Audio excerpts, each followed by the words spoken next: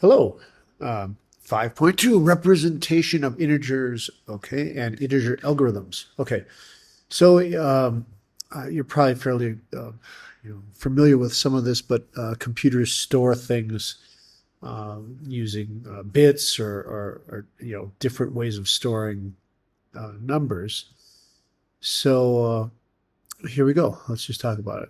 Uh, so, for example, here, if you look at the way we write down numbers, I guess that's what they're talking about. We have um, the ones place, the tens place, right? The hundreds place, the thousands place, and that's how we measure things in our sort of base 10 system. Okay, so we could have used base 2 if we were born differently or a different organism in a different planet. Perhaps they represent the integers if they have such things in a different way than we do. And so this is an examination of different ways of representing integers. Okay, so here let's look at this example here.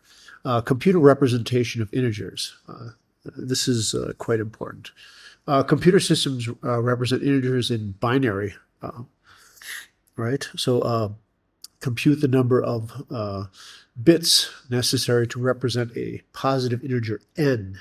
Okay? Deduce that algorithm 5.18, which determines whether an integer is prime, is not a polynomial time algorithm. This is quite critically important in many aspects of our existence, in particular in encryption and such. We're not going to get into that too much in this class, but I want you to see the complexity of simply representing integers. So here we go.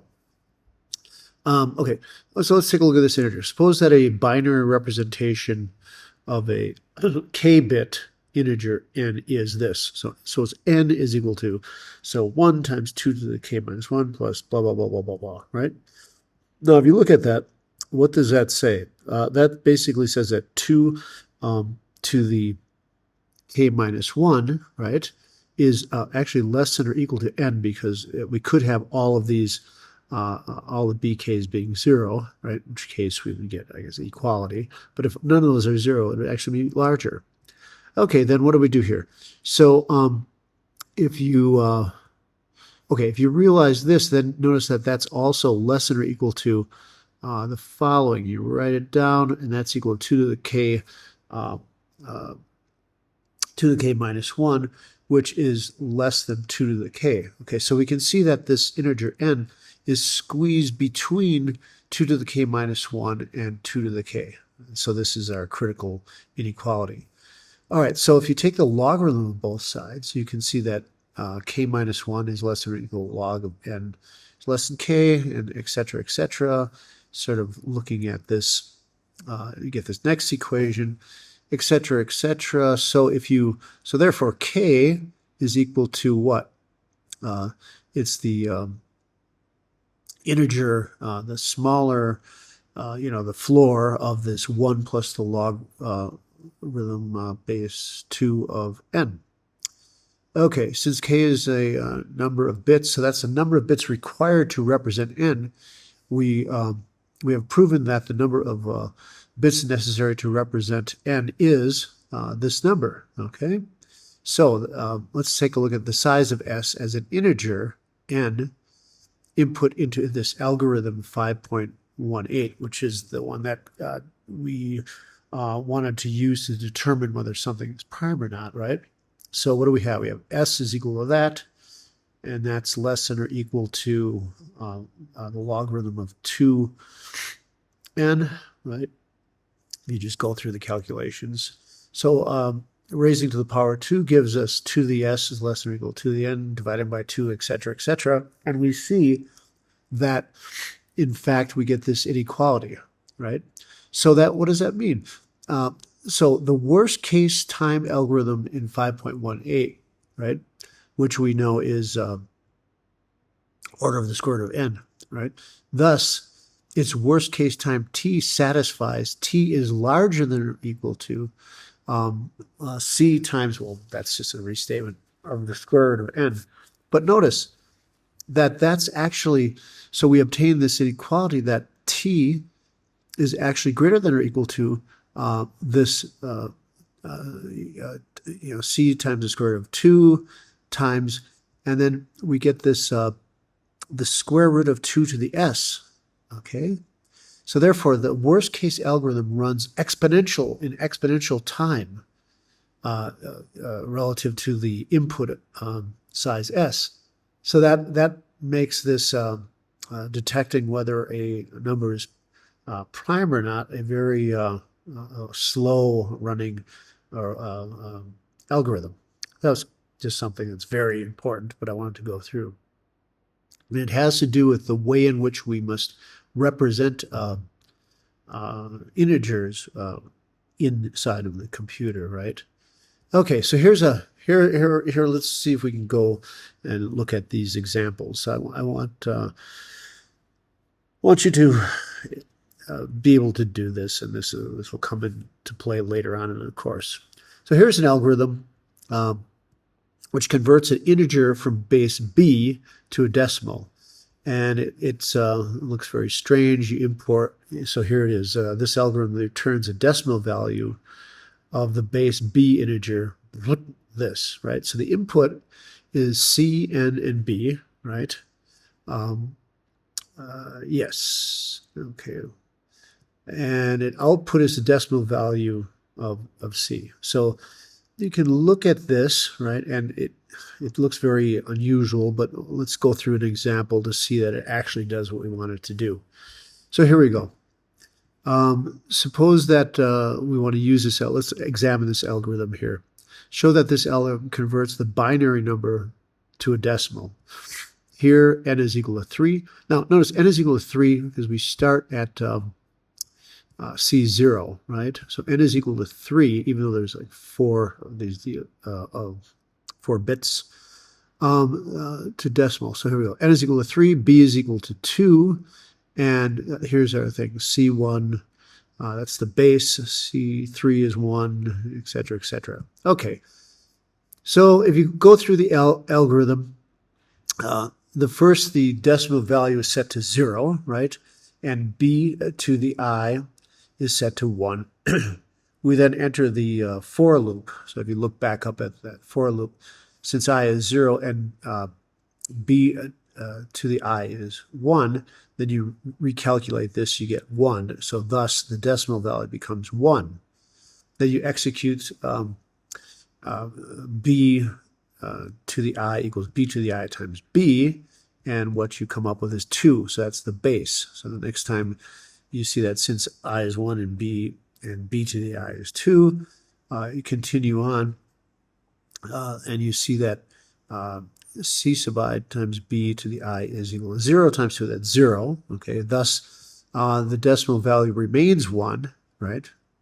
Right, executing, where am I? Okay, remains 1. Okay, remains 1. Then you execute this calculation again, and that changes it to a 4, right?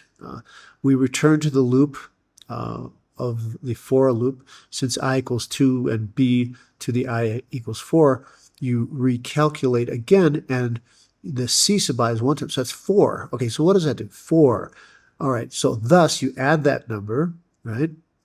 It becomes 5. Evaluating this returns 8, right? That's the next value of a 1 in the, I guess, the third, fourth digit, right?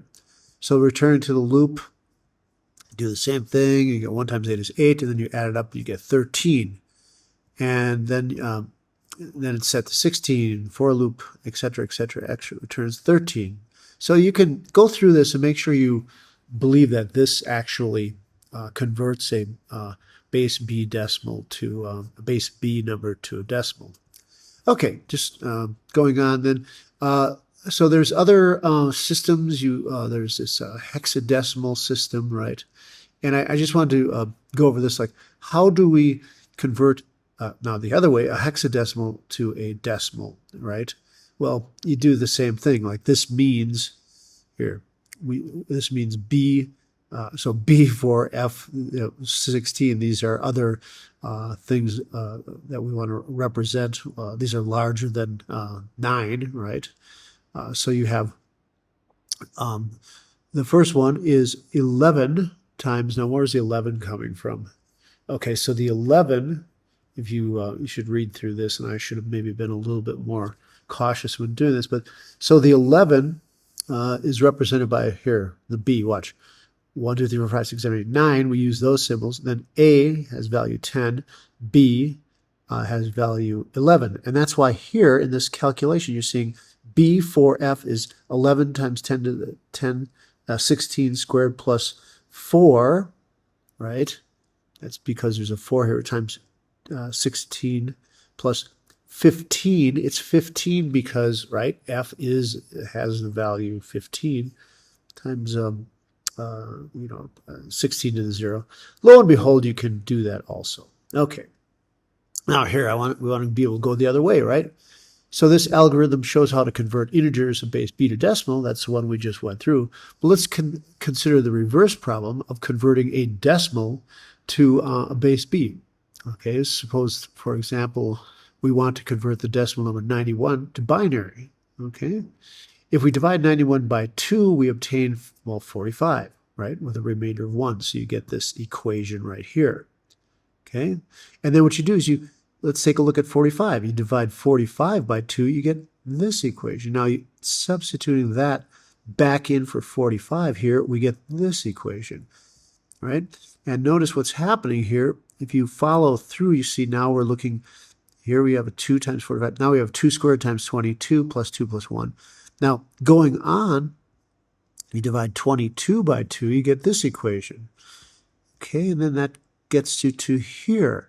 Well, you have to keep going, right? 11 is too large. We don't have a number 11 in binary. So you divide 11 by 2, and what do you come up with? You come up with this equation. You put that back in there. And 5 is too big. We have to divide that by 2. And we get this. Well, eventually, look, we get what we want, right? We have 91 as 2 to the 5th times 2. That's 2 to the 6th. Plus, you get this. And what does that represent as? What is the representation then as a binary, right? It's just the 1. This 1 comes from here. That the 2, that's a 1. There's a 1 in the 2's place. There's nothing in the 2 squared place. That's why there's a 0 here. There's a 1 in the 2 cubes place. There's a 1 in the 2 to the 4th place. And then there's a 0 in the 2 to the 5th place and a 1 in the 2 to the 6th place. Okay? Well, if you think about that very carefully, you obtain this following realization, which is very important, that so decimal to binary. Okay, so let's write the decimal number for 130. So here's what you do. You divide 2 divided by 130, right? That's equal to 65 with a remainder of 0. Continuing on, you can see that we're continuously dividing by 2 here, and we're keeping track of the remainder, right? Well, it turns out that if you follow through the calculation up here, the algebra, you see that the remainder of these divisions is what tells you what what is placed in the particular place. So the ones bit gives you a 0. See, look at 0, 1, then just 1. 0, 1, all those zeros in a 1. So, so there we have it. Now here's what we're doing. This becomes very critical then to use this concept, which we'll use over and over and over, about this modular algebra. So what we're realizing is that the digits themselves are defined by the remainders after division. So here's how you convert a decimal integer to a base B number in an algorithm. You have the M and B, and the output is C and N. Okay, so let's see what's happening here. Okay, here comes the decimal to base B calculation. So you start with N is equal to -1. Now, while M is greater than 0, what you do is you increase the value of N. N equals N plus 1. Then you divide N, you say C sub N is equal to M mod B. So in other words, you divide M by B, and then you write down the integer. Okay? Now, you write down the remainder as C, right, Cn. And then what you do is you take you actually look at the division, and you take the new m is going to be what you get when you take the floor of m divided by b. And then you continue this iteration, and it spits out the sequence. So now and here's an example. You can follow this through to see how this actually works out. And that's really what I wanted to cover in 5.2. There are some very important things that are covered in the section 5.4, but I'm in the spirit of covering enough material to give you a good flavor of discrete math. I'm going to bypass those sections. So, okay, thank you. Bye-bye. Hello, I wanted to go over one more thing here. This theorem is pretty useful. So if you have two integers, a and b and z, well, three integers, I guess. And if you want to calculate a times b mod z, what you can do is you can calculate a mod z, multiply that by b mod z, and then find that mod z. And let me do a calculation, or show you you can look through the proof of that. And let me show you a calculation here. Here's a good example here. Let's use it to compute this this number mod 713. Okay, so how do we do this? Okay, so to compute something to the 29th, we can successively compute the following. You have a to the 5th is, you can see that's a times a to the 4th. Then a to the 13th is, so you take a to the 5th times a to the 8th, and then a to the 29th is a to the 13th times a to the 16th. I mean, so what are we looking at here? Okay, we're looking at, if you notice, a, then you would find a squared, a to the 4th, a to the 8th, a to the 16th, sort of using this theorem, right? And well, you'll see how this unfolds. Okay. All right. So let's see how this happens. So when you do this, watch what I'll just follow along. I'm sorry. So here we go. So the first fact that we use is this, that a squared is equal to a mod z. So you basically use that fact, and you sort of iterate on that in a sense. Then you see that a to the 4th mod z is a squared times a squared. So once you found what a squared mod z is, you can plug that in here, right? And then that's how you find a to the 4th mod z. And similarly, well, then now here you can write a to the 5th using the formula. So a to the 5th is going to be a times a to the 4th. And notice, so what you're doing, you're using the consecutive squares of these numbers to how shall I say, reduce the number of calculations that you have to perform. Okay, so here we go. Same thing with a to the 13th. So you get that's a to the 5th. And the point is, here, let's look at a very concrete example. So let's suppose we wanted to find 572 to the 29th mod 713. So what do? First, you look for the square, and that's not so bad because this number squared is huge, right? I mean, the point is a huge number, and you want to simplify that. So what you do is you find out what 572 mod 713 is, and you multiply those two numbers together, right? And that is an easy calculation. You get 630. Then following along, you do the same thing with the squares, right? Okay. Same thing with the 8th power, 16th power from the 8ths, and then you find the 5th power, the 13th power, etc., etc. And then lo and behold, you paste it all together, and you see that 572 to the 29th mod 713 is, well, you just take the two previous 152, right, and 6, where is it? And then the 16th was 634, multiply those together, mod 713, and you get 113.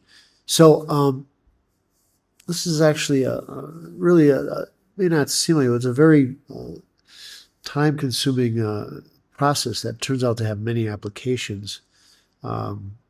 So this number actually has 80 digits, right? So if you imagine actually trying to do the division with 80 digits, that would take a long time. And so this process really simplifies the calculation. So I just want to do a calculation like that. We'll be using that in the next sections. So, okay, thanks. Bye.